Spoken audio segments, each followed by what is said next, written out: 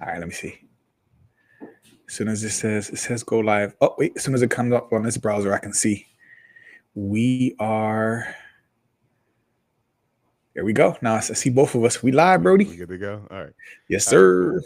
Hey, what's going on, fam? We this side from No Picks Podcast. What up, fam? Joe, No Picks Podcast. All right. Yeah, it's been a while since Joe and I got together. Listen, we've been busy. Joe been busy doing our thing. But listen, I'm not gonna waste much time. Let's get right into it. Right. So there's been a lot of things going on. Right. Like specifically political. I wanted to talk about some political stuff. You know what I mean? Trump wilding out right now. Elon Musk wilding out right now with a bunch of different moves. I wanted to play some stuff, us react to it. Then I wanted to taper off into some like miscellaneous stuff, some relationship stuff, some like prank stuff and stuff like that. So that's what the nature. That's how I wanted to take this, this live today or whatever. All right. I'm glad you was able to carve some time out for me. Let's see. Let's get busy. What we got? Oh Lord, and family, please chime in if y'all here because we talked a lot when the election was going on. We were talking a lot about Kamala, about the whole race, everything that was going on with the Democrats. So like, we're here. This is happening. Things are changing. So let us know how y'all feeling about it. Give us a post check. Like chime in if you're here. But yeah, but definitely engage because I'm curious to see what the family's feeling right now about the State of the Union, all that stuff. Right. So I'm gonna start off with this Andrew Schultz Charlemagne video. So Joe, before I play this, I wanted to say, what's your thoughts right now of like Democratic Party, like the state that the Democratic Party is in? I think that, like I said, there's a void there. They don't have any leadership. Right. They don't have anyone that we can see as the next like rising star of the Democratic Party, in my personal opinion. Some people might say AOC. I can't stand AOC. Hakeem Jeffries is a sellout. And most people who are speaking now, the Democratic Party sounds like they've just given up. They're just like, there's nothing we can do. We don't have any power. So right now, I just feel like there's a void. There's a lack of leadership. There's no rising star. They're just trash right now. So yeah. So me, like I mentioned this on another pod before, but I feel like the Democratic Party has, like, I've been born and raised a Democrat my whole fucking life, right? I think that the Democratic Party shifted left, right? And I'm kind of like on an island, like, all right, well, at this point in time, like I identify more with a moderate Republican than a liberal Democrat. When that wasn't the case, when I was in college, I went hard for all the liberal Democrats, but now I feel like their positions have went so far left that it's just like weird, and I'm like uncomfortable supporting a party like that, right? So that's just my personal opinion, right? So I'm gonna play this clip and let's have some comments on it. This is the problem with Democrats. You can be weird or you can be pretentious, but you can't be both. And Democrats are weird and pretentious. For example, remember when there was like these stories of like the drag queens teaching kids how to read? Yes. And if a dad or mom goes, yo, why are there drag queens teaching kids how to read? Don't call me homophobic. Thank you. Transphobic. Yo, that shit. Explain that shit. I'm telling you, hey, I don't understand this, and it makes me feel a little uncomfortable. And you're going, no one really cares about this. Not a big deal. Right. What does you care about? It's like shut up and dribble. Shut your mouth and dribble. And the second you do that to the majority of the country, which is what you're doing, they start going, man, fuck these guys. Trump, fix this whole shit. These motherfuckers went too far. I can't even ask a question. When I do, they act like I'm stupid. This is the. All right. So what you think about what Andrew Schultz had to say?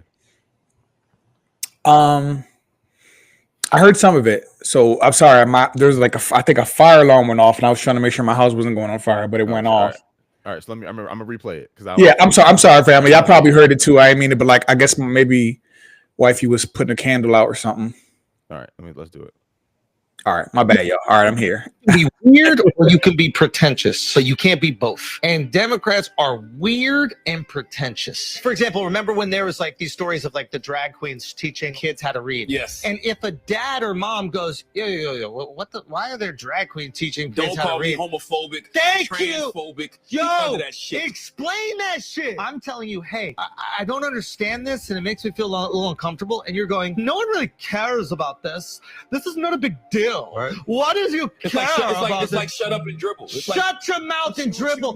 And the second you do that to the majority of the country, which is what you're doing, they start going, man, fuck these guys. Trump, fix this whole shit. These motherfuckers went too far. I can't even ask a question. When I do, they act like I'm stupid. Okay, I heard it now. All right. So what's your thoughts about what Andrew Schultz had to say? I think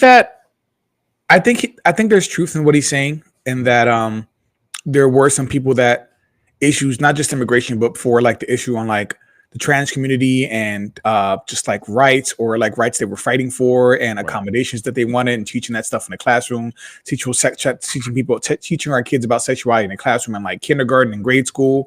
There's definitely truth that there were voters in this past election who voted against the Democratic Party because they felt like they aligned more with that kind of stuff, like having the drag shows at school, teaching the kids about, you know, gay relationships, and people are like, yo, this is school, like let their parents so there's truth in that, right? There's definitely truth in that.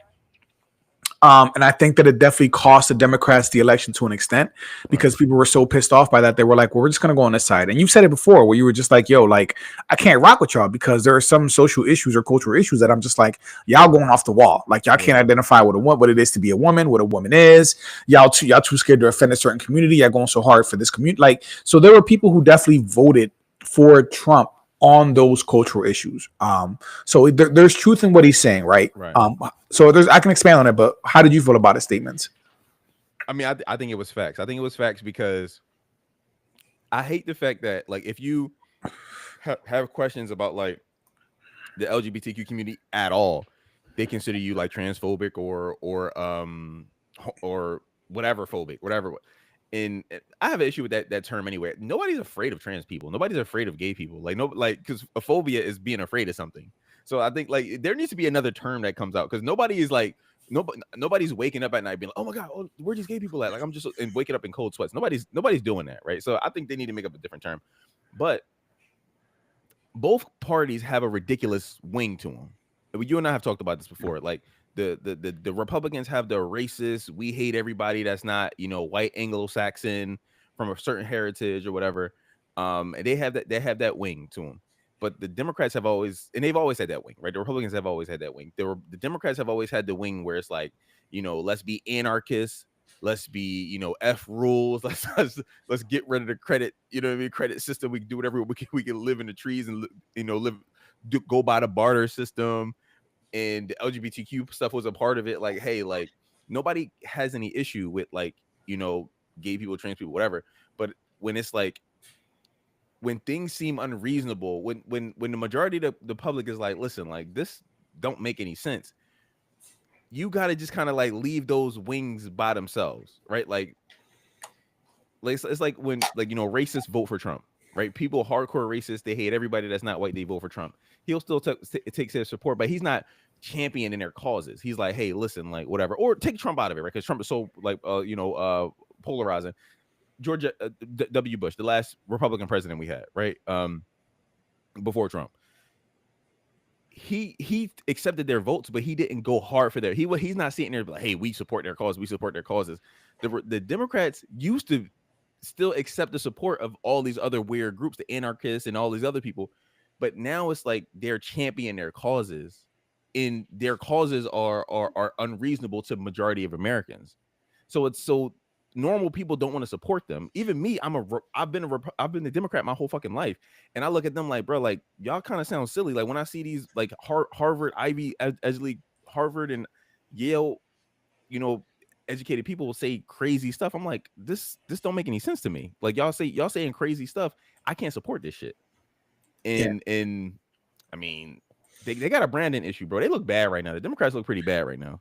They do, and they do for many reasons, that being one of them. What I do know is that as far as like, I wouldn't say immigration is a distraction, because immigration is still a pretty big issue that we have to address. And our president has definitely made some moves in that. Whether I agree with him or not, I know that he's trying to move aggressively on immigration, on undocumented citizens.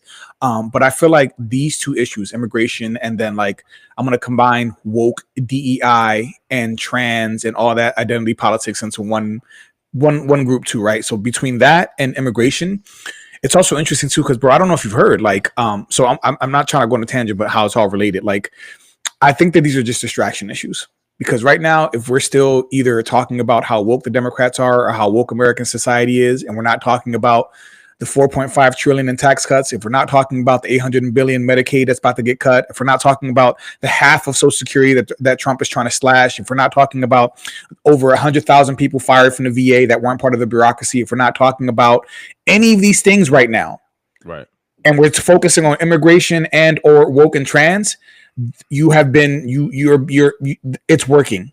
Right. You know what I'm saying, like these are distracting issues right now, bro. And I say that because there are literally memos going out to Republican politicians right now telling them to cancel town halls because they are getting chewed the f out. Have you seen this? Have you seen this?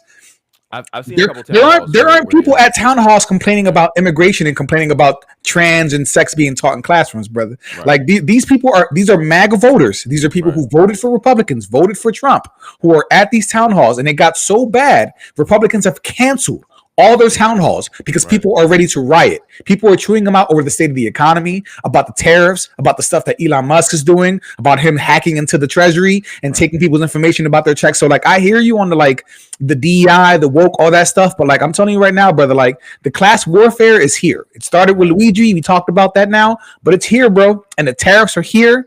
Canada saying it's his war. Mexico is saying they're gonna do something about that too. Like our prices of goods are going to go up. The stock market is about to crash. We got a jobs report. Jobs have decreased because of all the layoffs and the firings, and it's going to continue even further. AI is not doing as well as we thought it would for the tech bubble, and our tech bubble is about to burst because China is making far more advances. So all I'm saying is, bro, while I agree that the Democrats look bad, I'm like, F the Democrats. I never liked them anyway. And as far as them being left, they're not left, bro. We've been taught or we've been lied to and saying that they are left. They vote just like Republicans do for the most part. They cater to the wealthy. In other countries, they have a legitimate left wing.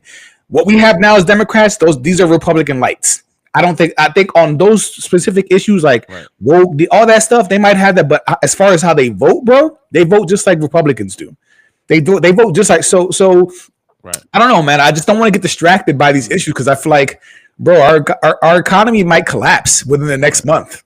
You know what I'm saying? Like, and I'm not even exaggerating, and I'm not blaming it on Trump because this was all set up before that. Yeah. But I'm just letting you know, they're going for waste, fraud, and abuse, and they're using us as an umbrella term, but they're also giving $4.5 trillion to tax cuts to the wealthiest Americans right now. Not to mention all the contracts Elon Musk is getting from the government now because he's basically kicking other people out from getting them contracts, and he's getting them to himself, to Starlink. So I just want to make sure that we don't lose perspective, bro. Like, shit's real right now. And family, if y'all are here, like, chime in. But like, Ty, like the DEI, all that shit, like, listen, they were trying to fire people. They were trying to do, but like, bro, like, I hope that our market doesn't crash within the next month. Like, seriously, bro. Like, Trump's even talking about he might have to backtrack on them tariffs because, you know what I'm saying? So that's where I think the focus should be at now because y'all voted for Trump, but now your base is starting to chew these dudes out at these town halls, and they've canceled all these meetings, bro. That's where the Republican Party is at right now. They don't even want to face their own voters. They don't want to face their own constituents. So what does that say when your own voters are like, what the hell are y'all guys? What the hell are y'all doing? When the polls are showing that Americans feel like Trump is not doing enough to fix the economy, which he said he would, and we're not. And it seems like he's intentionally trying to tank it. Not him, but whatever's happening, bro. You mentioned anarchism. They're talking about anarcho-capitalists. That's a term now. They're saying that the Trump, administration is filled with anarcho-capitalists, people who just completely hate government and want to just slash all regulations. They've backtracked the EPA regulations. They killed the Green New Deal. It wasn't even what was it called? Not the Green New Deal.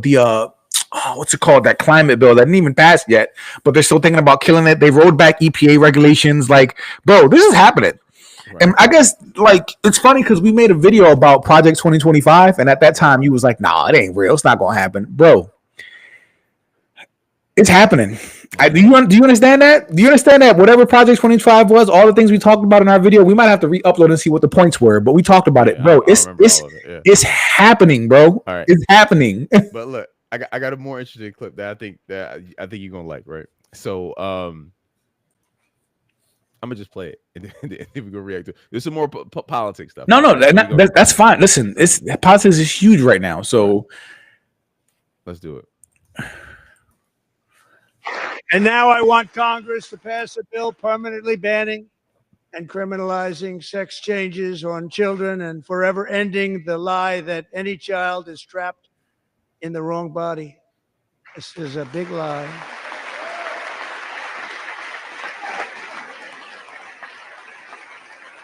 And our message to every child in America is that you are perfect exactly the way God made you.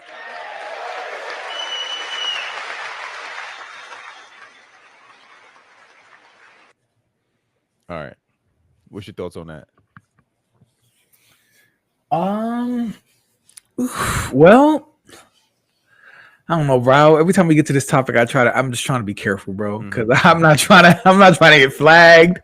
The channel get canceled, because this is a very sensitive topic. Yeah. What I will say is that personally, like I have to put the disclaimer out there. I have no hatred Right. for the trans community and for the community, I have no hatred. I support your right to live your life as you see fit. Right. When it comes to children, what I will say is that children, for me, at its they don't have. I feel like they lack the knowledge to give consent to certain things for like life-changing decisions, right? Like until that child is an adult, I don't think that children should be able to undergo like major surgeries that involve like genital mutilation or changing your genitals, putting them on hormones, like body-changing hormones at an early age. I just don't think that these things should be for kids. I think that we should let them grow up. When they turn 18 and are legally an adult, I mean, even at 18, I feel like you can't really make solid decisions as an adult because I didn't know what it meant, to be a grow up when I was 18. But at least let their brain mature a little bit, and maybe they can find, they can make a more informed decision. Yeah. But for the most part, this is an issue where I kind of agree, not completely with Trump, but like I think when it comes to kids, they have to be protected. Yeah. It's like, you know what I mean? Like we are parents, we are adults. We have to look out for them, and we can't let them make decisions or undergo operations or surgeries like this that are life-changing. I think that you should let these kids grow up and then make that decision when they are legally adults. If they want to then, so be it. But kids, I'm big on like, I don't know about that. Yeah, no, I don't think a child, a person that's like classified as a child, anybody under 18 should be able to alter their bodies in any way. They shouldn't be able to get plastic surgery. They shouldn't be able to cut their dick off. They shouldn't be able to start popping hormone pills to change who they are, because they may feel differently in a couple of weeks. You know what I mean? Like but I think back when I was in high school, and I remember having friends, and I'm like, yo, I'm gonna have these friends for the rest of my life. I'm gonna die with these people. Like if something happened, I'm crashing out. I'm punching anybody in the face. I'm doing whatever I need to do because I felt like this was my life, and it will always be my life. It was the most important thing in my whole life. The second I graduated, I never seen any of them niggas again in my whole life, bro. Like,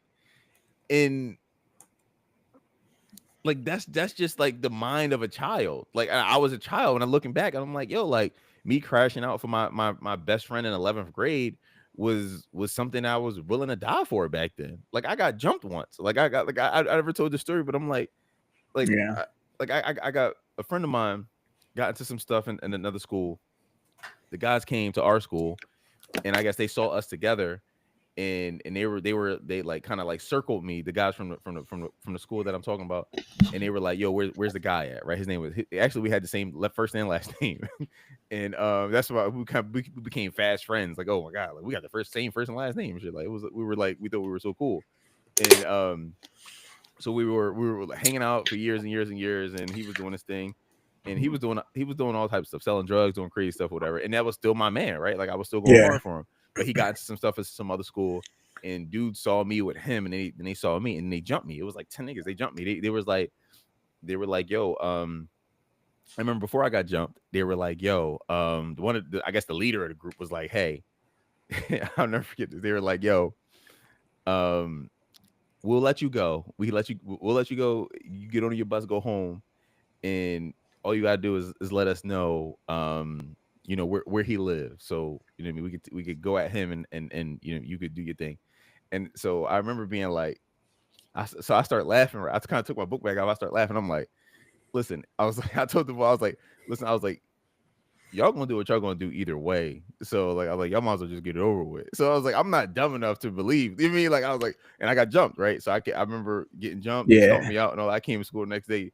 Black eyes, all that crazy. Like I was like all messed up, right? But I did that because I'm like, yo, this is my best friend. I'm not being a person that, you know what I mean, that leads to him getting beat up or his house, whatever, getting vandalized or whatever. And I was going hard for that. I'm like, yo, like me and him going to die together. Like this is my best friend. We gonna go rob a bank together. We're gonna sell drugs. We're gonna do all that cool stuff, right? Nigga, the day I graduated and I went to LaSalle, never saw this nigga again in my whole life. Damn. But that's your mind as a high school person. That's your mind as Yeah. like you feel like it's like you don't even think the same. Now I'm like, I can't imagine if I see this nigga on a bus, I might look the other way or something, or a train or some random stuff. Like, Yeah. So when the way you think as a kid is not the way you think as an adult. That's my whole point in telling that story. And no. So and you're absolutely right. I'm not the same person I was when I was, let's say, 6. Even looking at my kids, bro. My oldest is 10. She just turned 10 in February. May God bless her with many more years to come. You know what I mean? But like, she's not the same person she was at 3. Mm-hmm. She changed when she got to like 6 or 7. She changed again at like 9, and now she's like changing again at 10. So like, you're not the same person. Like, you evolve, you change, your ideas change. Like, she's a different person than she was so I could imagine when she's 18, and God, man, it take forever to get to that point because I don't want to see her grown yet. But like at 18, she's going to become a very different person. So you're not the same person. So I don't expect her to make a grown up decision now.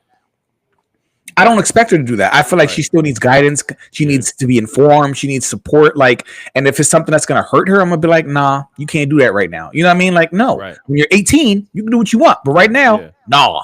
So, no, when it comes to children, I want to protect them, bro. I really do. So I'm with Trump on that. Like, I don't want to do these things to kids. You know what I mean? Like, I'm not with it. Let me ask you, I don't know. I don't have any tattoos. But you can't legally get a tattoo without your parents' consent before you're 18, right? Actually, I don't know, but it would make sense if you did need consent. Like, if you're under 18, I feel like if you're under 18, you got to have like parent or a guardian there with you to get that tattoo. I think so, but I don't see, but it definitely does. I don't even know if it does apply for piercings too. I don't know, bro. It would make sense though. That's a pretty big decision to make, you know, getting a tattoo on your body. So I don't know, maybe, bro. But yeah, no, I'm with you.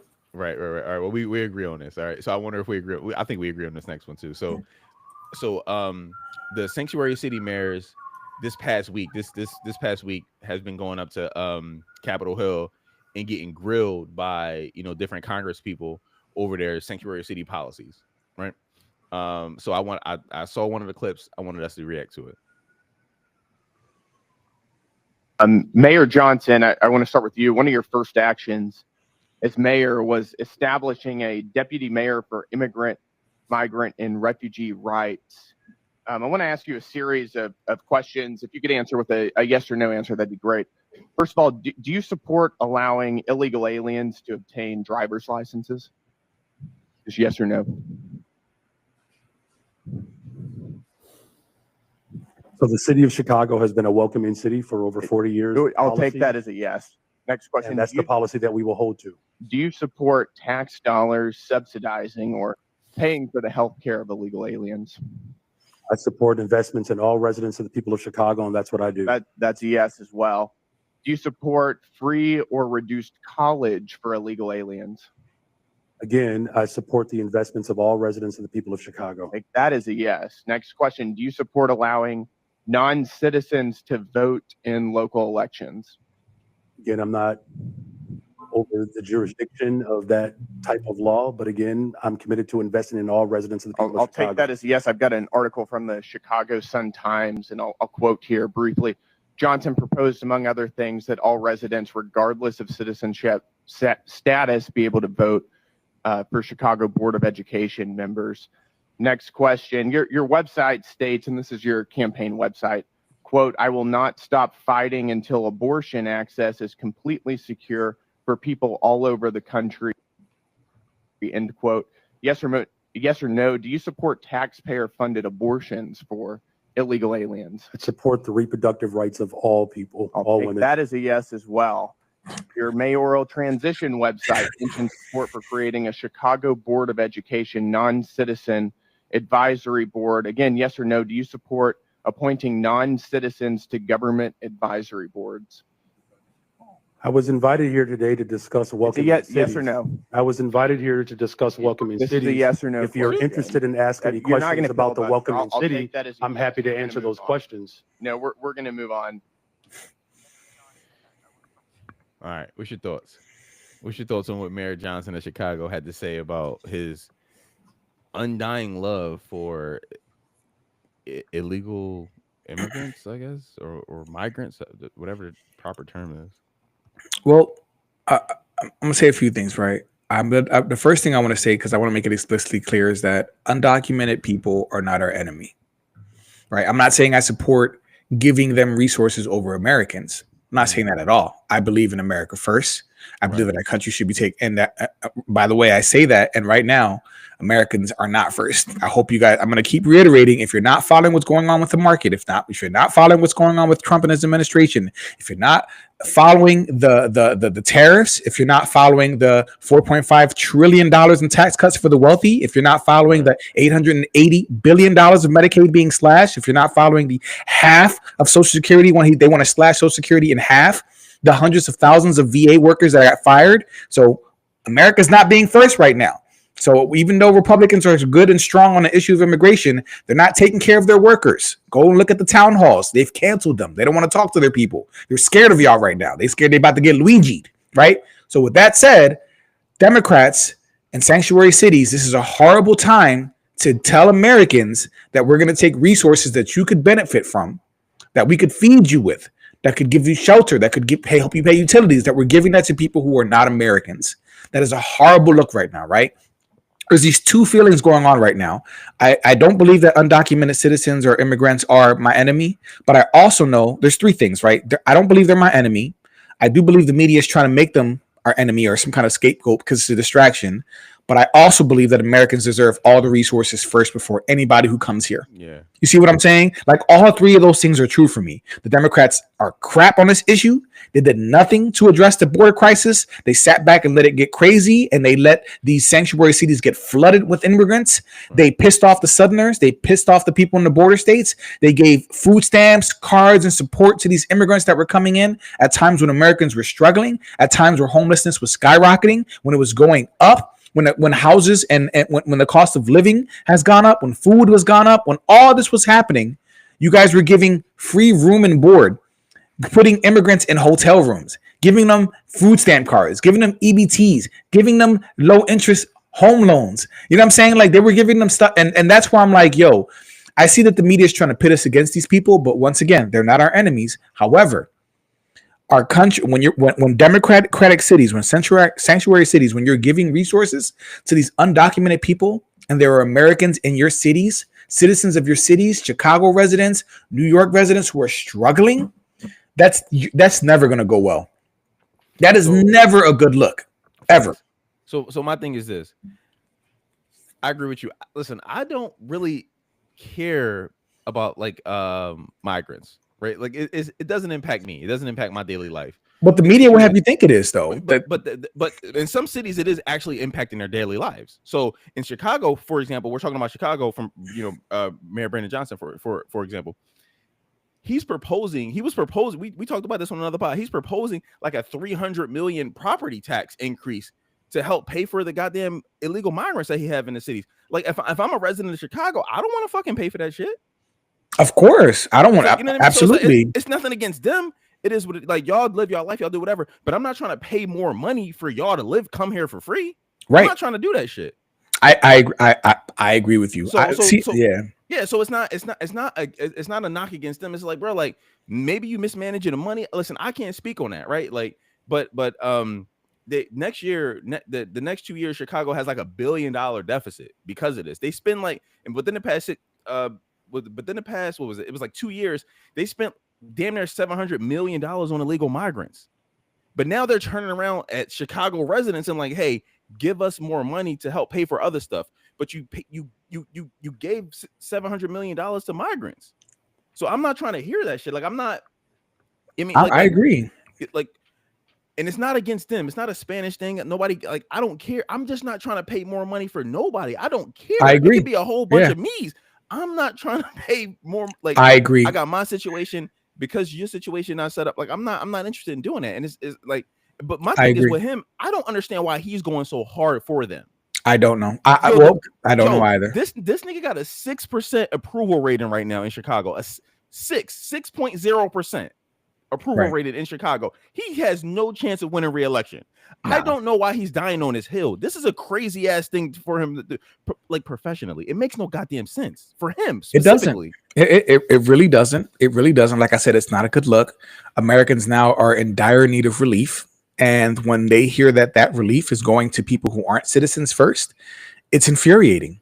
It's infuriating when I hear that my tax dollars are going to projects or expenses for people that aren't citizens, that aren't going to benefit my community, that aren't going to benefit my family, my fellow Americans. It's infuriating. I absolutely agree. You know what I mean? And of course, I wasn't saying, I'm sorry, I wasn't saying that you like have some kind of hatred or animosity for them. It's not you at all. But I do know that the media is trying to make immigrants like this kind of scapegoat, like they're this boogeyman. It's like, yo, they're not our enemies. You know what I mean? They're not the reasons why eggs are so damn expensive. They're not the reason why gas is still high. You know what I mean? They're not the reason why, the interest rate for a loan is still like above 6%. Like immigrants ain't got nothing to do with that. You see what I'm saying? So if we're talking about the day-to-day life, the immigration issue is not affecting me in those ways. So as much as I'm pissed about the immigration issue, it's like, not that it's not a priority, but like they're not the reason why my cost of living is so high right now. They're not the reason why college is so ridiculously high. They're not the reason why my student loans aren't getting canceled. They're not the reason why I just lost my job.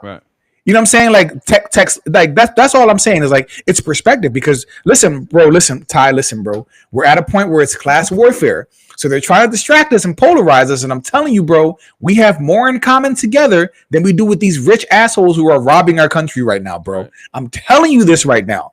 We have more in common than these assholes who are robbing America right now. Like, so, but it's never going to go well when you're giving resources to illegal citizens before Americans. Americans need help. We need support. Unemployment rate is at about 23%. It's damn near depression level percentage. In the Great Depression, unemployment was 25%. Right now, it's about 23%. We're in a recession, and it's going to get worse. So Americans need help, not Ukraine. Even though Trump, you see that little standoff with We gotta talk about that. They was going at it, bro. But anyway, no, I'm with it. It's a bad look. He's not gonna win. All these Mayor Adams, is he out yet or is he arrested? Wasn't he caught up in like some like bribery scheme? Mayor Adams from New York. Yeah. But they dropped the charges. They dropped the charges. Yeah. They dropped the charges. Like, yes. Yeah. Oh, hey, what up, man? Hey, friend. Hey, how are you?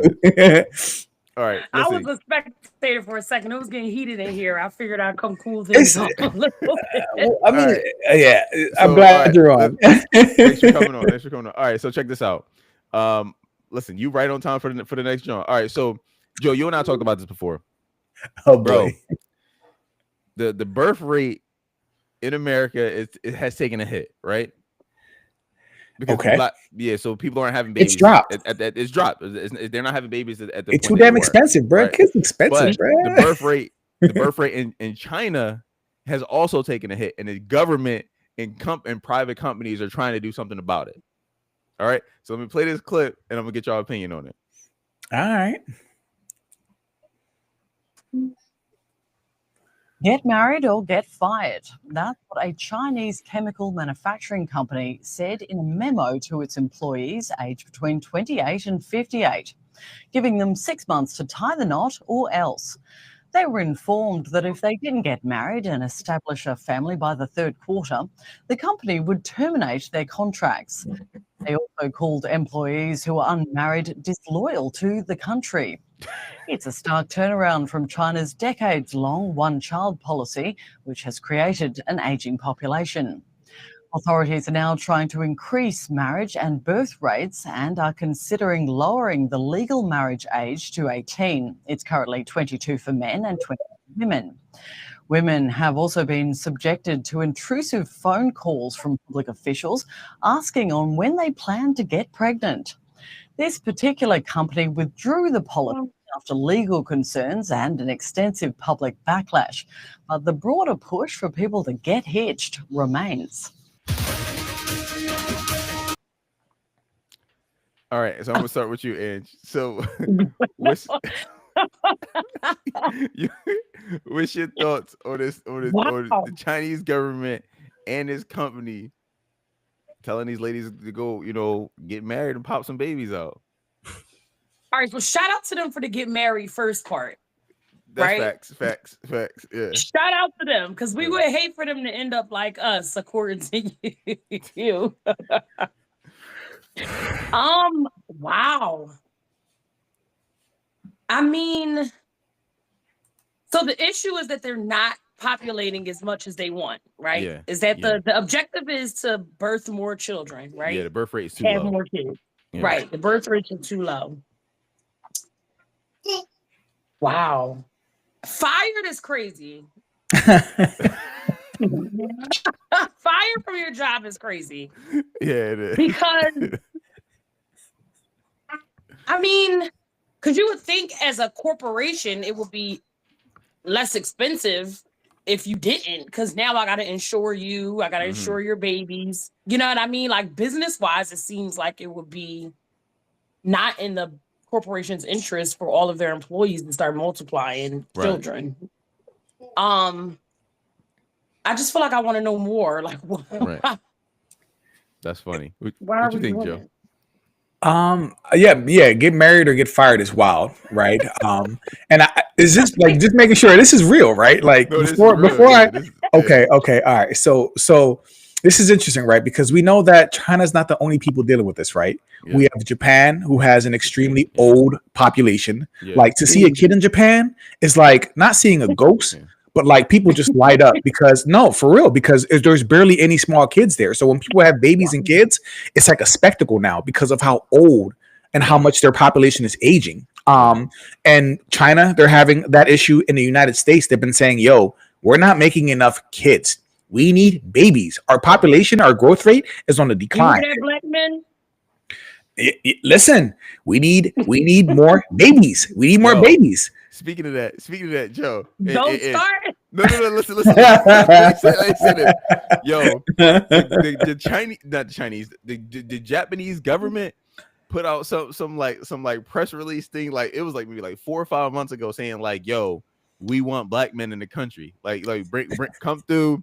Yo, did you see that? Yo, it was a thing, bro. Like I want to pull it up, but they were like, yo, like, you know, we want y'all here, whatever. Like it was like a thing, bro. Like it was like a thing for a while. It was like it was funny because on TikTok it was a lot of black dudes when they heard the thing like we'll pay you this and this and that, you know, to have babies. Niggas was like packing up their bags. Niggas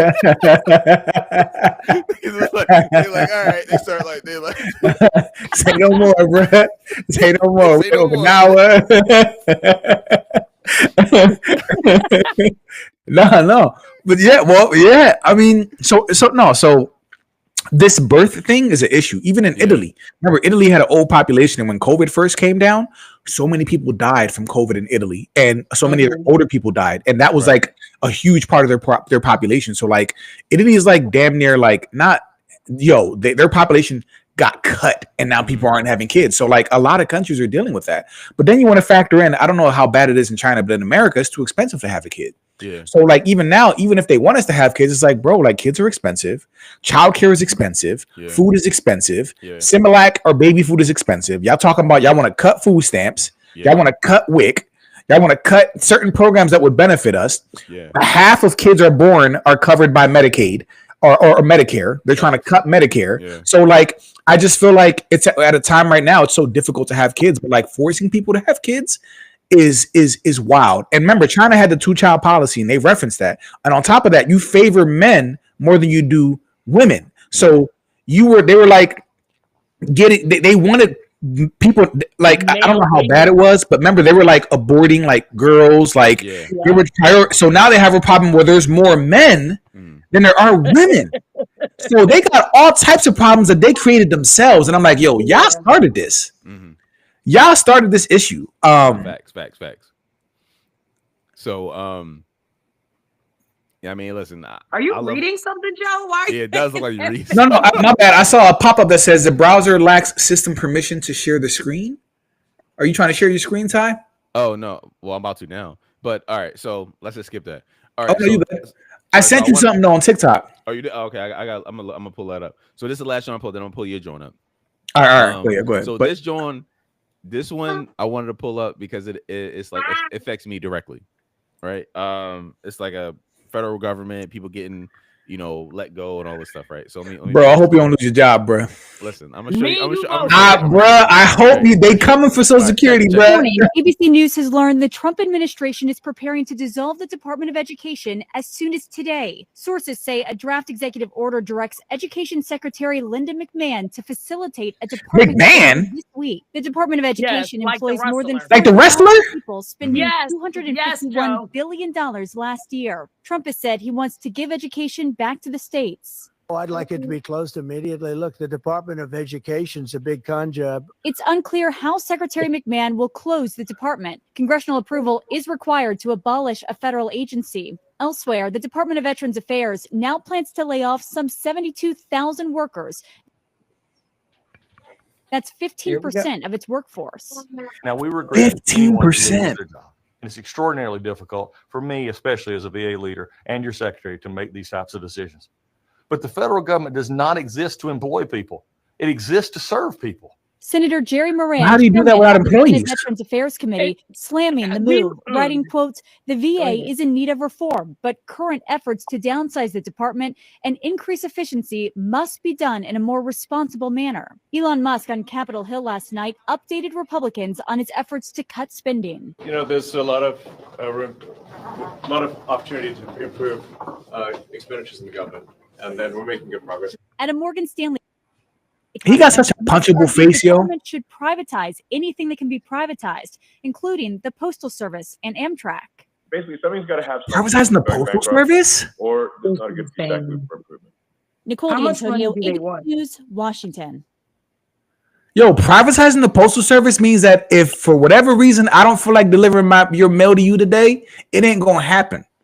You know what I'm saying? Like, can you imagine privatizing the Postal Service and then having to charge people to do certain things instead of the stuff that we get for free right now? Because remember, right now it's paid by tax dollars. Right now it's not. You know what I mean? It's not privatized. But if you privatize the Postal Service, like they could charge for ridiculous things.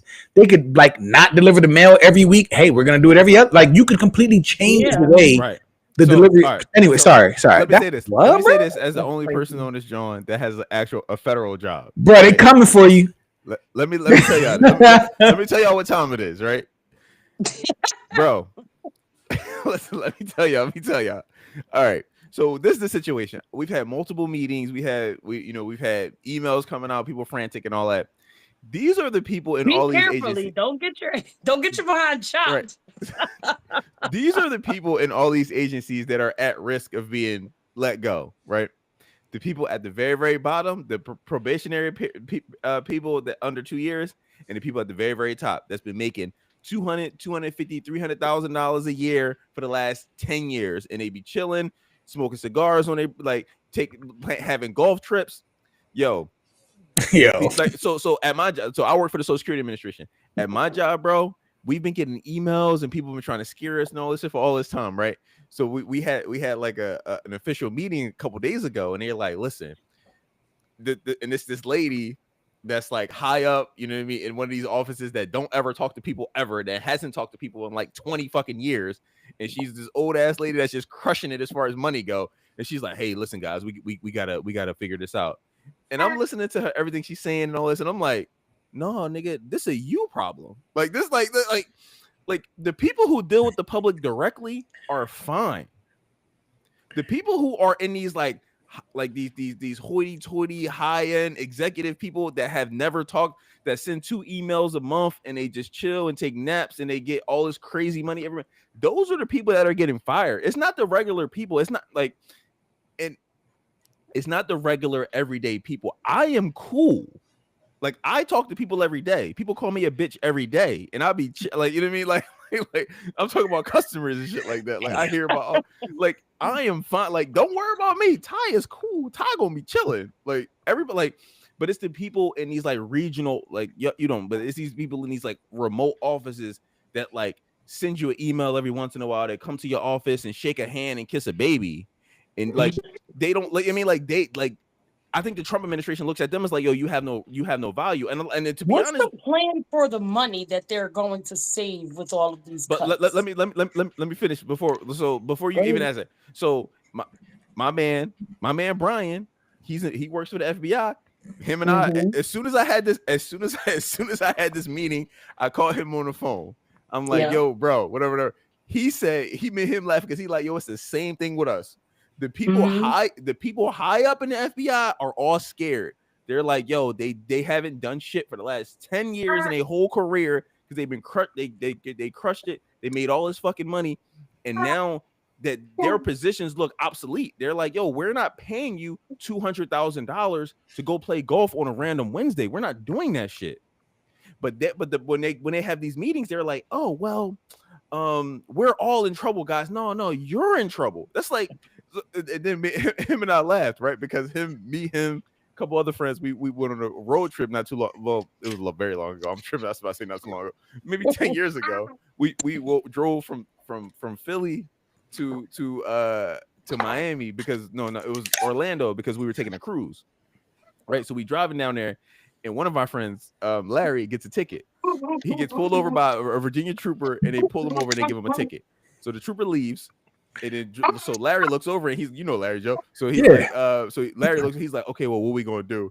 Me, Sterling, and Brian all looked at each other and start fucking laughing. We start busting out laughing. We like, nigga, we didn't get a ticket. You got a ticket.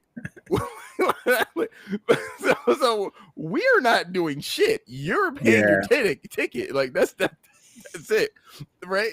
So that's what the vibe is as far as like, you know, all these people getting fired and all that. No. These people that are getting fired, bro, are in these like executive positions that don't have a job. A lot of these people in the Social Security Administration that are getting fired, it's called like their positions are called management analysts. And guess what? No one knows what the fuck they do. They're like a GS. But like on they're the making other like end of that, $150,000 a year, and no one knows what they do. Yeah. On the other end of that, the probationary people that you say, right? So I have a friend whose sister works for the IRS, right? And they are doing a lot of layoffs. People who have not worked there for long, like you said, probationary. But the whole point of hiring them was because there were people like, yo, I filed my taxes so long ago, I can't get I called, nobody's answering the phone, I can't get through to nobody. It's because there's an overflow of people who need things and not enough staff to take care of it. So all of these probationary people that you're firing are the same people that we need to serve. Just like the guy just said in your video, like the administration is here to serve the people, not to employ the people. But like, how are you going to serve the people with no employees? I mean, listen, that's so a good here's question. to the big wigs that aren't doing anything. But like, what about like those people, those minions that just been there for 2 years? We need those people. So because when I call, I need somebody to answer. Fair. So and one of the interviews I was watching, Elon Musk talking about it, but he was like, listen, we're gonna make mistakes. So I don't know. So you'll probably see it, but like they fired like all these like nuclear the people that like take care of like the goddamn nuclear missiles and some. They fired them all. Now they're begging for them to come back. And then they was like, yo, we need y'all to come back. We gotta hire y'all back. There's not a lot of people that have y'all expertise. So it's like. They were saying like, listen, we're gonna make mistakes. We're not perfect. You know what I mean? So it's like, so maybe in the IRS situation, maybe they'll hire those people back. I heard that a lot of those people were getting hired back. But not hiring people in the federal government isn't anything new. The Social Security Administration has been on a hiring freeze for like the last 6 years. Y'all just didn't know about it. I knew about it because I applied and they knew about it. That froze as soon as I passed my interview. I thought I was a shoo-in. Shit. Yeah, they've been on a hiring freeze for a long as like no new people are coming in. But listen, everybody's freaked out at the Social Security. Well, the higher up people are freaked out because they like, yo, we all fucked up, guys. Like, let's all huddle up and figure out what we're gonna do. So the other people that like me, I'm a small potato. Don't. Yeah. We not the same. We ain't the same bracket. Like you've been chilling. You know what I mean? Playing golf on a random Thursday. Like I don't do that shit. Like I got shit I got to do. I got people. I got like metrics and shit I got to meet. And I don't say it to take up for the Trump administration, but I'm just telling y'all the facts. People who are in this, in like if you're not in the federal government, you don't really know what's going on. But the only people that's really being chopped up are the people at the top that make stupid money that don't do anything and no one knows what they do. and the people at the bottom who has been there for like 6 months. Now they're like, nigga, we don't need you, or sis, we don't need you. I hope it stays that way. I hope that is true. Yeah, I mean, did y'all see that video of the guy who got fired from the IRS and then he went online and went viral for saying President Trump, I voted for you. Like, why did you fire me? Yeah, I don't want to see Ty in his car talking about President Trump. I voted for you and I just got fired because Ty. Listen, I'm gonna be in the comment section on that video for you effed around and found out, huh? Look, it's really hard to fire a federal employee. Potato. Now you're a couch potato. Now you're a couch potato. Yeah, no, I don't even want to put it out there, bro. Look, I hope you're good, bro. I really do. All right. So I want to pull up another clip, right? So this one, this dumbs it down a little bit. This isn't on some politics stuff, right? Okay. This is more on some on some relationship stuff, and I'm more interested in what Ange has to say than what you have to say, Joe.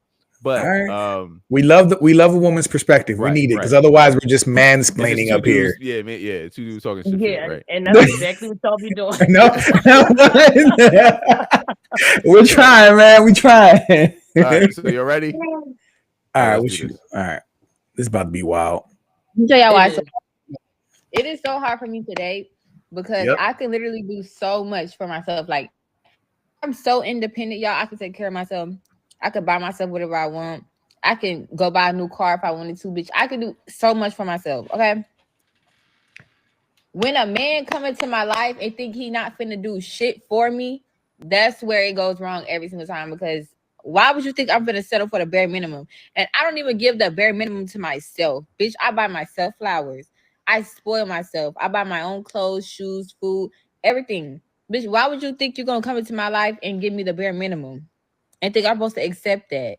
See, the problem is some of these men, they would hate to see a woman on top. They would hate to see a woman flourishing and getting more. Like, they don't like the fact that a woman could get more than what they can do for themselves. Like, baby, I don't need a man to take care of me. He never gave bum. I'm not a bum, baby. I take care of myself. But if you're in my life and I'm laying in the bed with you, you're gonna take care of me. You're gonna do what you gotta do. I'm not gonna sit there and lay down with somebody who wouldn't even pay my fucking bills. And that's just me keeping it real.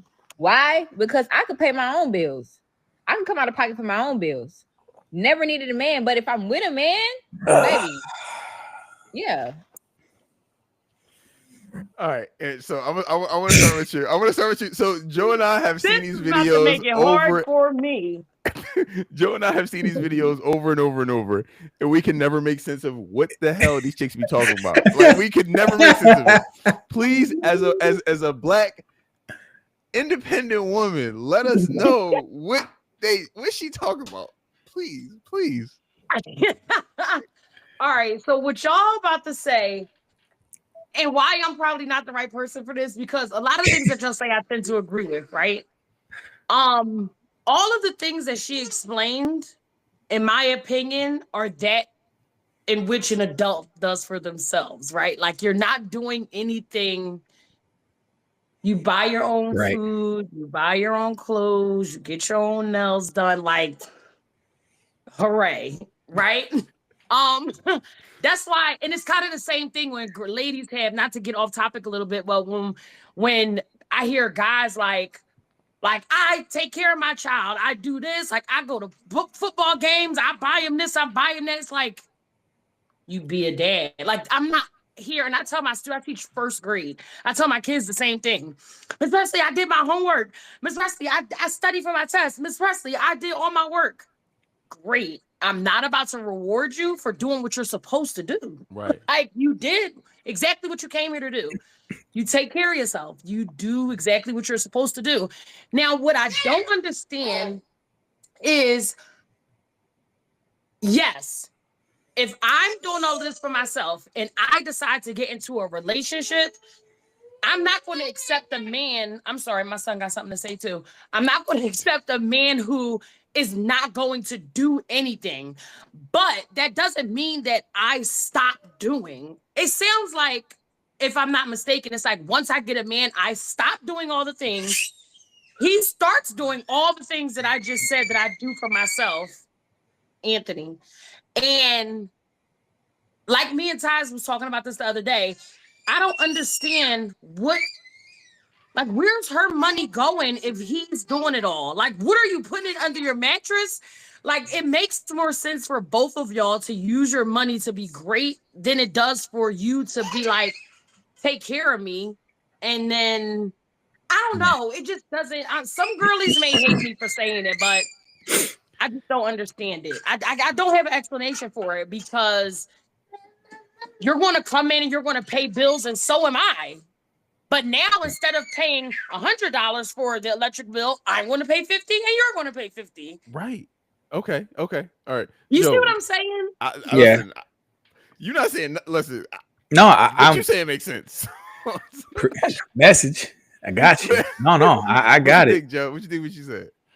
And then the rebuttal. I'm sorry, real quick. And then the rebuttal be like, "Oh, I could just do it by myself."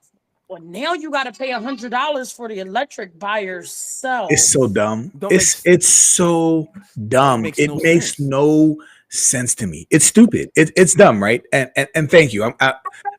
We agree with your perspective, 100%, right? It blows our mind that there are women. First of all, and this is just for general comments, right, ladies? There.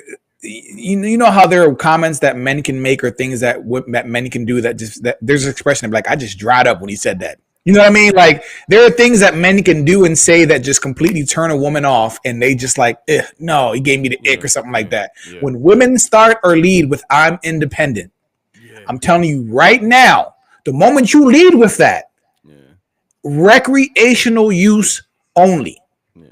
I love my ladies. I love y'all. But when you lead with being this independent boss, I do everything I can do all by about. When you do that for men who is about something and men who already got their own bread, recreational use only.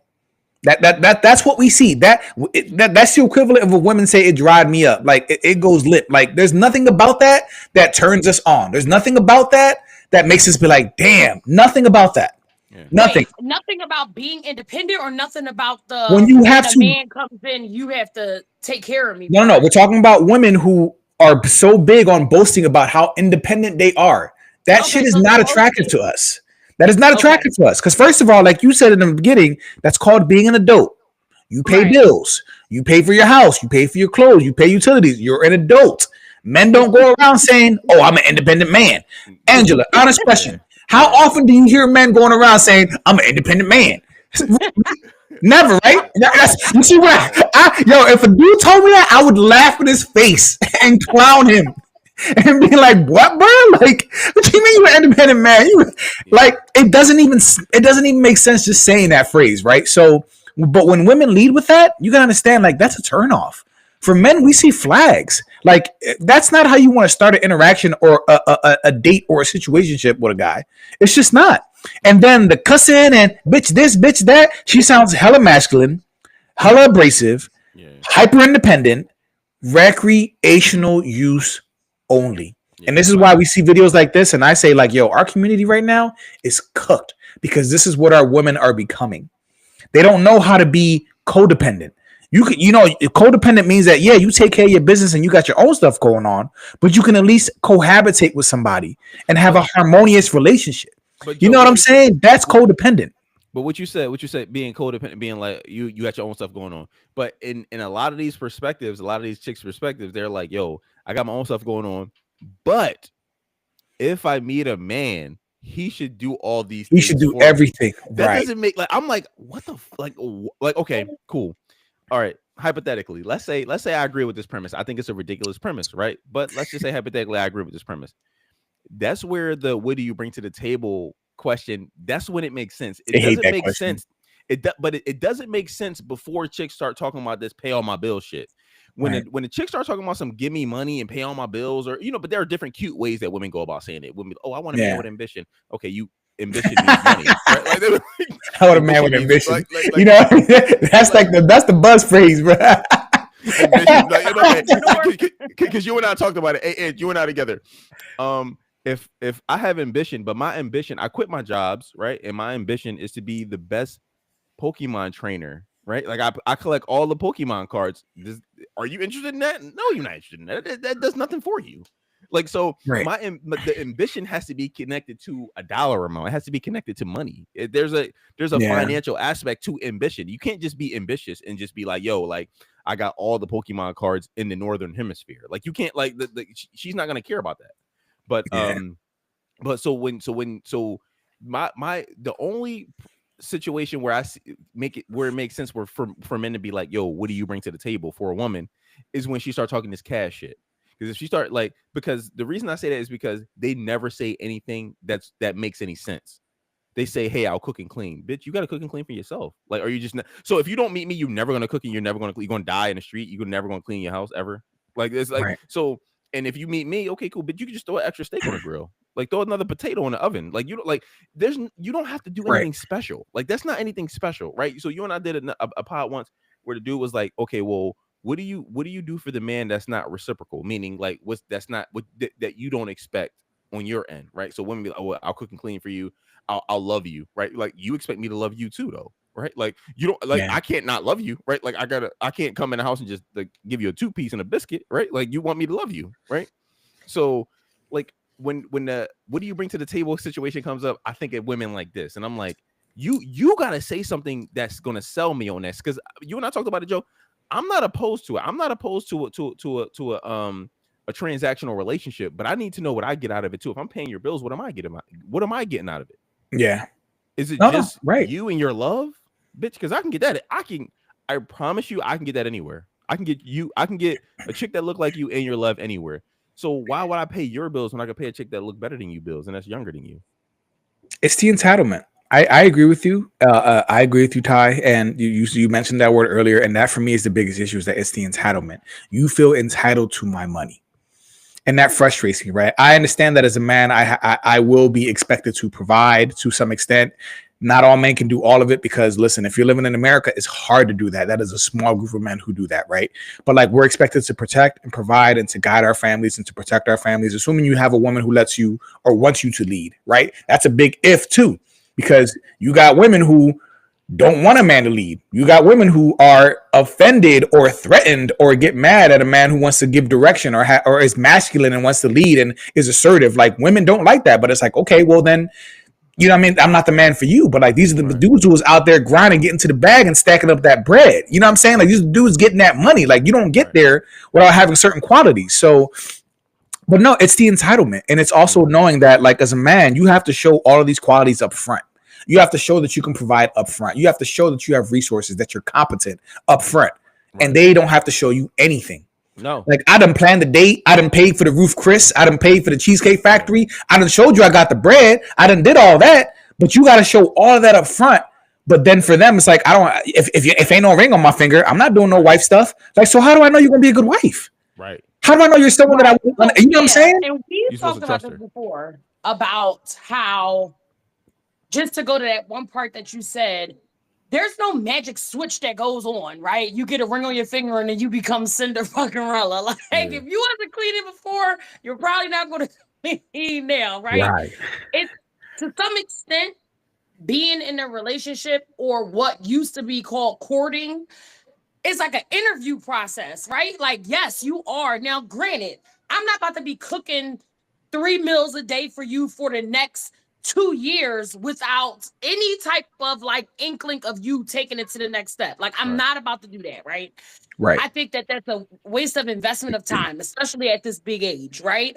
Right. But to say like, oh, cook for you, like, I'm not doing that. I'm not your wife, but like, right. How do I know? How do I know Right. that that's what's going to happen once I marry you, right? Right. Right. And I'm already paying up front, because remember, I got to pay for the dates. If you ask for gifts, I got to buy the gifts. Right. Right. Up front, we got to show that. Point right. That I wanted to make. And then while you were saying this, I thought about it. When we were talking about like women who don't necessarily accept masculine men and men that want to lead and all of those things, right? And I mean, not being one of those women, but a part of my mind goes to, what about the women who didn't have like the presence of a father, right? Like, sometimes that callous alpha female, that like some of that stuff comes from the trauma of like not having certain like role models and experiences growing up. No. Okay. No, you're right. You're right. I just got a response for that if Ty doesn't have it, but I got so I hear you. I'm going to say something that's going to make me look at him sideways. I don't want him to answer that question. Probably. Ty's good for those comments. Ty's good for those comments. So because it's like I have to be. And we hear this a lot, right, Angela? We hear this a lot, right? I grew up with a mom that had to be the boss. She had to call all the shots. I haven't never even seen my dad. Like, you know what I mean? I don't know anything but strong-minded women, blah, blah, blah. I'm just making an argument. Like, no, I'm not that's a good argument. You describing me. You describing me. Like, I was raised by women. I was raised by my grandma and my aunts. Like, listen, this. But you're not a girl, though. Okay, I'm not a girl, right? But say what you was about to say, Joe. But if not, so I just want to directly respond to that comment, right? Because that's a great point, and that's a point that we hear a lot, which women are like, "Well, I had to become this way. I had to be this. I had to be the dad. I had to step up. I had to be, I had this job that was very demanding, that was paying me well, that made me more masculine or made me more assertive, and maybe, what I mean? I hear that, right? So this is what I say to that, Angela. When men are out there, right, and we're in the dating scene or looking or courting or whatever it is, that when we're out there. When we show up, men are expected to be competent and masculine. If you are feminine or weak or incompetent because you was raised by a single mom, you ain't had no dad around, or grandma, or you was raised by grandma. Listen, I'm telling you, Angela, and I'm not saying this, but what I'm saying is women in the modern dating scene do not care. Are you masculine? Are you competent? Are you ambitious? Do you have resources? Do you have some kind of clout? That is what matters. They don't want to hear about the fact that your dad wasn't around. They want to hear about the fact that mama raised you and now you too emotional and you don't know how to deal with stuff. Women do not care. So what men are saying is, I don't care about your dad wasn't there, so you know what a good dad feels like. I was raised by my mom. I had to become this because I got pregnated by Pookie and he's not around now, or he went to jail. We expect our women to be feminine and to allow us to lead and guide our family. So that whole, well, what if this? Listen, we don't ask for the trauma that is put into our life, but we are responsible to heal from it. And I'll say that again, Ty. We don't ask for the trauma that is put on us, but we are solely responsible from healing from that trauma. So if you ain't done the work and you ain't healing, I don't care. I have more patience for dysfunctional kids than I do with dysfunctional adults. I've always said that. I ain't got the same patience for dysfunctional adults. You should have healed. Facts. What was you gonna say, Ty? Because we hear this all the time, bro. You said what I was about to say, but yeah, what I was really gonna say is, what I was like, okay, cool. Those women, they get had sex with, and then we'll see you when we see you. Yeah, then they be on social media. I do agree. We are not responsible for or have any control over the traumas that are bestowed upon us, especially as children, right? Right. But you are solely responsible to grow up and grow past them. And right. Yeah, I can't disagree with that. I can't. It's a hard fact of life. It's a hard fact of life.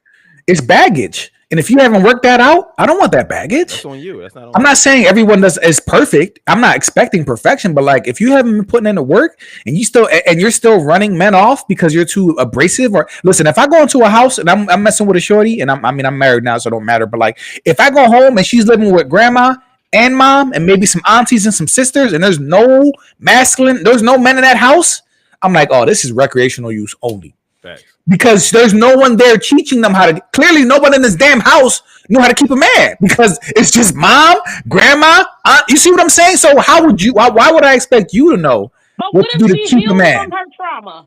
Huh? What if she did the work and she's not a product of that? Listen, that's you're talking about a diamond in the rough. Yeah, no, you talking about. You were talking about a diamond in the. We're talking about a diamond, and it's so hard to break generational trauma, and we know this. It's hard. Mm-hmm. Right. People don't want to put the work in. That's why the marriage rate is so low. That's why the divorce rate is so high, because people don't know how to stick around for the long run.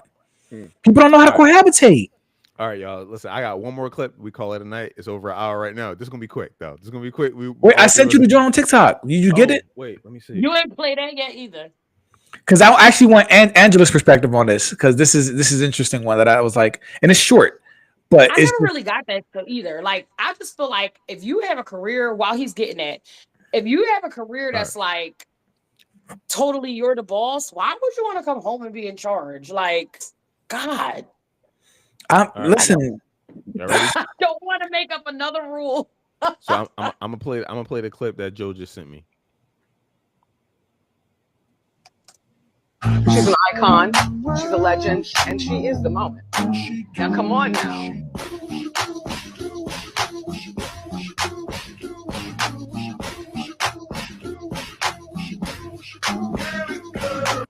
She's an icon. Okay, so that was the Oscars party, right? So here's my thing. I'm curious about Angela. Like, why is being naked in public gone mainstream? Like, what happened to class? What happened to decorum? What happened to like modesty? What happened to like elegance? What happened to like now you just got people on the red carpet just butt ass naked? You got Meg Thee Stallion with tape covering her nipples. You got Shorty had her whole ass out. You know what I mean? Like Sierra stayed naked even if her husband's around. She'd be just butt ass naked out at the gala or at different events. Like, yes. So- So I'm Yeah, gonna go say ahead. a part of me is like, so as black and white as possible, women are going to do what they consider to be attractive and popular. And the only way to, not the only way, but one of the main ways to judge that is by the male reaction, right? So if you guys make that it, then that's it.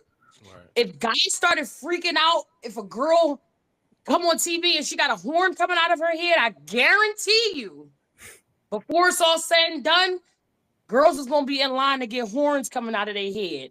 That's a narrative that I think you guys have a lot. I mean, not you two per se, but to whatever extent, man, the male, because at the end of the day, like, no matter how much you say it, like, I do this for me, at the same time, you look good because you want to be perceived a certain way. So if your perception, the opposite sex's perception of sexy or it is having a pasty on, then that's what the girlies are going to wear pasties. So like, so you guys trying to have a big impact on that narrative. so y'all out here butt ass naked because of men. Black and white, yeah. I agree with you. You think it's our fault? I mean, I don't think it's our Black and fault. white. I mean, there's a think gray it's area, but black and white, yes. no. I take a different perspective. I don't think it's our fault. I think it's women wanting to do what men want, or what they think men want, right? Because there's a lot of shit that women do that men don't want at all. That other women want, right? For example, like lashes. Men don't give one fuck about lashes, Joe. Joe, you've never been anywhere in your whole fucking life, Joe. No, this is real shit. You've never been anywhere in your whole life. He's like, damn, look at sis. She got some banging ass lashes. I want her. Never. I've never had said that in your reaction. life. But Ever. women in their head, they're all like, "Yo, men want big ass lashes and awesome lashes." Like, and they've convinced themselves. So no. I give Ange like 50% of credit on this because like no, y'all convince yourselves that men want shit that we don't actually want. Like some ridiculous ass BBLs. Men don't want that fucking shit, bro. I agree to that too, because I've seen plenty of surveys where men are like natural. Like, I want the natural girl. And it's like, let me give you a little quick example real quick, bro. Like, bro, like men don't be, bro. We don't be like. Now, will we have sex with a chick with a BBL? Absolutely, right? But do our niggas out here? Men don't have sex with anything. I hope women we really. We actually, I don't understand why y'all don't get that yet. Men will sleep with anything. Like this. I'm gonna show you this, Joe, real quick. Well, you and Edge, real quick. Look. Oh no. This is that black-mailed Zion Williamson. Zion Williamson. Look at this shit. Look at this shit, bro. She thinks she's killing it too. Look at her face. She thinks she's killing it. Killing it. Look at that. Look at that ass, bro. That's insane. So Probably, it look like a snake. Okay. I don't guess we go there. But bro, like, listen, women do a lot of shit, i.e. that men have no interest in. But but other women convince her that she needs to do that shit. Men have no man in her life was like, yo, you need to have a BBL so crazy incredible that it looks like that. Like, no, like y'all do the shit yourself, and then y'all make these decisions, and then y'all be like, y'all blame men. So like at the end of the day, y'all be convincing yourselves. A lot of niggas don't like the shit that y'all be talking about. I'm sorry, but I can agree with that as well. Yeah. So no, I'm with it. I'm worried that, not worried, but like to be a 304 has gone mainstream, right? And it's been mainstream for a while, ever since we turned strippers into rappers and they took over the game, and they've been out there doing the city girl stuff and the hot girl summers, and like it's like the global image of black people, or let's say just black women in general, is like it's sad right now. Like the way that the world perceives us, you would think that everyone's running around like Cardi or Meg Thee Stallion or like city girls.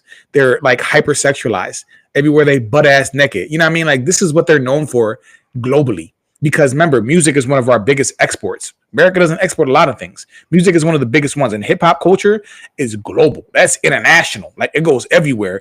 And it's like I don't know, man. I feel like our culture is glorifying more of this like promiscuous, hypersexualized look. And then I think about women be like, don't objectify me, don't sexualize me, but you're butt ass naked in public. Yeah. How am I not? How do I look at that? We ain't in the Garden of Eden. And I mean, we done bit the fruit. It's not like we can be butt ass naked and not think. We done bit the fruit. You obviously want me to smack that ass because you got it all out all crazy like that. I just don't understand. Now. You try to be me too, bro. I mean, I would never, but if I'm walking down the street butt naked, that does not mean I want you to smack my ass. No. You want it grabbed. You want that joint grabbed, smacked. You want it all. You want it. No. You walking? Absolutely not. No. Maybe I'm tripping. Maybe I'm tripping about us being butt ass naked out in public now. Like maybe it's not a thing. Maybe it's all in my head. Appropriate. I wouldn't do it, but I don't think that if a woman walked down the street butt naked. I mean, obviously she got some issues going on, but that does not in any way, shape, or form. I'm never going to agree to that idea that she wants somebody to grab her. No. Yeah, no, that's we're getting into like no, that's just weird. That's like victim blaming. That's like I mean, like that's not cool. Like what? That's not cool. That's not no, for sure. No. All right, I got a question. If a woman goes down a dark alley, right? She's like, I got to get home. This way is going to take me longer, but this dark alley, sketchy alleyway, this might get me home faster. I'm by myself. It's 2:00 in the morning. I'm a little drunk, but I'm going to take the shortcut. If she goes through the dark alleyway, is it her fault if something bad happens to her? No, I don't think it's her. It's not her fault, but she upped the chances significantly. Yeah, she increased the chances of something happening. She increased the chances significantly, but it's not her fault. But it still ain't her fault. No. For taking a shortcut at 2 a.m. drunk. No. Okay, so let me ask you the same question, Joe. So you take me. I got $10,000 in my pocket. Niggas know I got $10,000. I go down dark alleyway in Germantown somewhere. And I'm like, okay, guys, I got and they rob me. Is it my fault or shit, nigga? I might rob you. The fuck you doing in the alleyway with 10 bands, bro? You doing in the alleyway with 10 bands, bro? I'm about to rob you, bro. You talking about? I'm gonna be skied up. I'm about to rob that ass, nigga. What you talking about, bro? That's on you. That's on you, bro. You see how you programmed to just like vilify the man, but protect the woman? Like that's I mean, maybe I'm just hard on men, bro. But I'm like, slickhead. What the hell is you doing, bro? Me? I'm a fucking feminist. Like I do this shit for real. Like as a feminist, Angela, you heard that? I hear you, but I believe that I believe that we're completely equal. I think there should be 50% women on crab cruise, right? And the Alaska crabbing. There should oil riggers. They should be 50% oil riggers. There should be 50% construction workers. I should have a chick on my roof fixing my fucking roof if that shit start leaking. Like, no. I'm a feminist. I'm a real feminist to the death. Like, listen, if a war happened, I need to have. It need to be and they get no, man. You trying to get us killed, bro? The draft happened. I need to have chicks on my left to my right. Like, listen, we need to be. Ange need to be out there with me. We need to be out there. We need to be ready to. Somebody got to take care. I'm staying home. Go blasting. I belong. No. See, that's your problem. You're not a feminist. You're not. That's your problem now. You're not a feminist. You don't want equal rights. That's your problem now. Like that's my issue. You only want equal rights when it comes to being a president. Right, like that's it. That's the only position y'all motherfuckers want. And you got too much of that internalized misogyny. I know where I belong. No.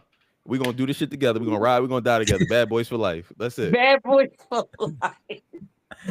All right. Well, listen, we appreciate the perspective. I'm definitely happy you came on for some of these clips, Angela, because we do want the other perspective, right? We do need the other perspective to help balance us out because we don't know everything, and we don't want. We have our biases, but like we appreciate that, and I'm glad we could find some common ground on some of these issues because absolutely, I don't know what the hell these women be talking about. I ain't gonna hold you. Yeah, I ain't gonna lie. Yeah.